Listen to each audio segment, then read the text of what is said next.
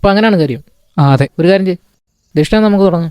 ദക്ഷിണ ഇപ്പോൾ 1 രൂപ എന്ന് പറഞ്ഞാൽ ദക്ഷിണയാണ്. ആണോ? ഇത് 2 രൂപയുണ്ട്, അനുഗ്രഹിച്ചാൽ. ഒരു കാര്യം ചെയ്യും, കൂട്ടുകാരനെ കൊണ്ട് മാറി നിൽക്കില്ല.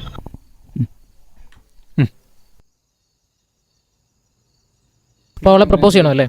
ആ അതെ. എന്നാൽ പിന്നെ അവളെ കാണുമ്പോൾ തുമരനെ ക്യാഹെന്ന് ചോദിക്കണം. എന്ന് വെച്ചാൽ നിന്റെ പേരെന്താന്ന്? എൻ്റെ പേര് കിഷോർ. എടാ നിന്റെ അല്ല, അവളുടെ പേരെന്താന്ന് അത് ചോദിക്കണം. അത് ചോദിക്കുന്ന രീതിയാണ് ഞാൻ ഹിന്ദി പറഞ്ഞത്. ഓ എന്ന് പറഞ്ഞേ. തുമാര നാം ക്യാ ഹെ. ആ ഇനിയും അവളെ സ്നേഹിക്കുന്നു എന്ന് പറയണം. അതെങ്ങനെ പറയാം.